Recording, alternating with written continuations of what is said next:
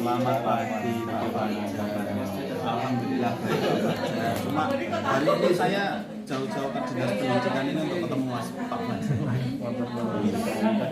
Pas Iya. Begini Pak Fajar, saya tuh kalau mengajar ya, kan kemarin saya mendapatkan materi baru tentang kompetensi sosial emosional yang itu harus saya terapkan di kegiatan pembelajaran, terutama yang harus saya masukkan, saya integrasikan ke dalam kegiatan pembelajaran. Nah, itu ternyata saya itu mengalami kesulitan, sehingga harapan saya nanti ketika ketemu dengan Pak Fajar ini saya bisa dapat pencerahan baru nih, sehingga saya bisa melakukan KSE, mengintegrasikan itu dengan baik dengan anak-anak. Jadi bisa saya simpulkan hari ini itu kita akan membahas tentang itu ya. Kita fokus pada tujuan dari diskusi kita hari ini, fokus pada kesulitan Pak Rohmat dalam penerapan integrasi KSE. Iya betul Pak. Kalau yang Pak Rohmat alami itu kesulitan saat integrasinya itu di bagian apa? Kesulitan saya di sini Pak Fajar. Ketika penerapan KSE itu saya sendiri merasa bahwa yang saya lakukan itu masih kaku itu. Misalnya saja katakanlah mindfulness ya. Ketika anak-anak saya ajak untuk dia mampu menumbuhkan kesadaran diri, itu kan karena ini sesuatu yang baru, sehingga masih terkesan kayak memang sengaja begini gitu, karena kan belum terbiasa. Jadi kayak begitu. Kemudian misalnya saja ketika anak saya ajak untuk melakukan wawancara dengan temannya gitu kan, karena harus saya kaitkan dengan materi, maka sehingga itu kesannya masih kayak kepaksa gitu, nggak halus, ibarat tuh nggak halus gitu. Berarti kalau saya analisis berarti Pak Rohmat ini baru saja mencoba untuk menerapkan ini. Sebelumnya apakah pernah hal-hal yang berhubungan dengan kompetensi sosial emosional pernah sedikit? Sudah.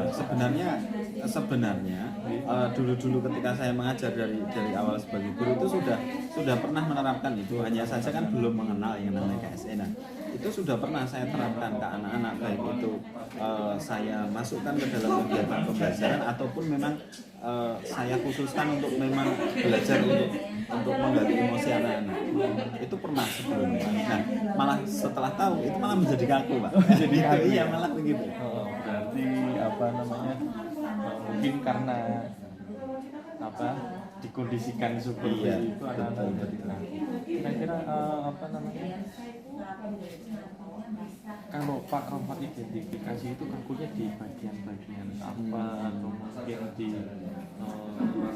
di kata-kata saya kalau tidak salah ada beberapa macam beberapa strategi ya, betul.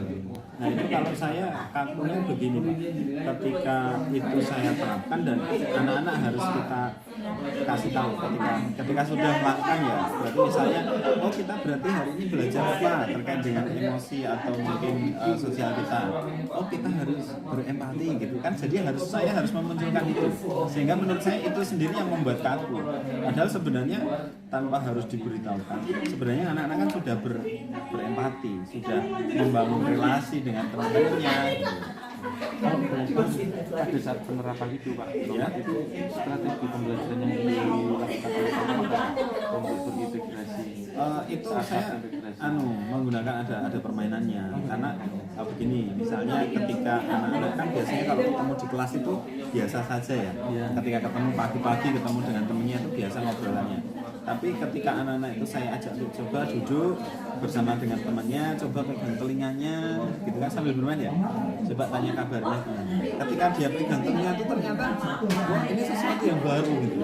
Anak-anak pegang telinga itu kan merasa benar-benar diperhatikan betul. Bahkan saya minta untuk benar-benar dipandang wajahnya gitu. Jadi ada permainan seperti itu gitu.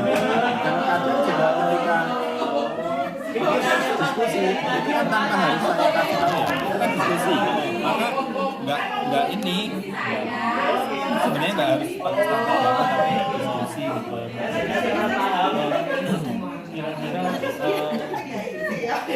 Kalau Pak Rahmat ini ada nggak strategi yang lain yang memungkinkan untuk meleburkan rasa kagunya Ya, kalau menurut saya, mungkin saya biasakan aja di kelas. Artinya saya coba terus menerus sehingga itu tanpa saya tampakkan secara nyata itu sudah terintegrasi. Nah, menurut saya begitu, dan mungkin juga saya bisa belajar dari guru-guru lain yang menerapkan itu dan lebih halus. Jadi Pak Rahmat ini akan membiasakan ini ya. Dan Pak Rahmat yakin ketika pembiasaan ini berlangsung pasti akan yakin. Dan Pak Rahmat juga belajar dari guru lain. Ya. Apa namanya, ke depan kan nggak akan berhenti sampai sini ya. Ke depan akan mencoba lagi. Kira-kira rencana ke depan itu bagaimana? Artinya dari pengalaman sebelumnya ini, rencana ke depan Pak Rahmat Ya, saya mungkin seminggu ini saya akan ngamati teman-teman yang menggunakan KSE dalam pembelajaran, terus saya lihat itu yang sisi baiknya atau sisi yang kekurangan dari saya itu saya cari contoh dari teman-teman itu dan akan saya coba terapkan. Kemudian di dalam pembelajaran saya berusaha untuk selalu mengintegrasikan KSE di dalam kegiatan pembelajaran saya. Nanti berarti kan ya paling saya butuh teman kan gitu berarti. Nanti akan berkolaborasi. Benar sekali Kak Pak Fajar. Saya senang, saya yakin Pak Rahmat bisa mengatasi ini. Kemudian Pak Rahmat akan ini dengan kolaborasi dengan rekan sejawat atau mungkin dengan kepala sekolah. Ada target nggak tentang capaian nanti untuk perubahannya ini Pak Rahmat? Ya, saya akan meminta mungkin kepala sekolah atau teman sejawat saya untuk melakukan observasi di kelas saya dan juga melihat bagaimana perkembangan saya setelah saya itu tadi mencoba melakukan itu terus menerus, bahkan saya mencoba untuk observasi teman saya sehingga saya sendiri dapat refleksi tidak hanya dari diri saya tapi dari masukan dari kepala sekolah, guru yang lain atau mungkin juga siswa. Siap, mantap sekali. Saya yakin Pak Rahmat bisa. Ya, terima kasih Pak Fajar waktunya sehingga saya ini sudah lebih terang. Dan lebih yakin. Iya, lebih yakin. Saya yakin potensi Pak Rahmat ini masih sebenarnya besar gitu kan. Cuma kan mungkin dengan kesibukan atau apa fokusnya. Jadi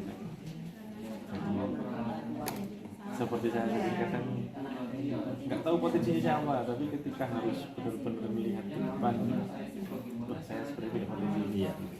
Yang saya yakin ada di semua para itu lebih besar. Terima kasih Pak Fajar. Matur nuwun. Ya, Sukses selalu.